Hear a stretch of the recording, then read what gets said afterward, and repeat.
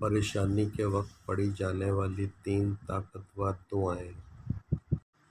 دعائے یونس: لا الہ الا انت سبحانک انی کنت من الظالمین۔ کوئی معبود نہیں سوائے تیرے، تو پاک ہے، بے شک میں ہی ظالموں میں سے تھا۔ دعا برائے سکون و آسانی: حسبنا اللہ و نعم الوکیل۔ ہمارے لیے اللہ ہی کافی ہے اور وہ بہترین کارساز ہے۔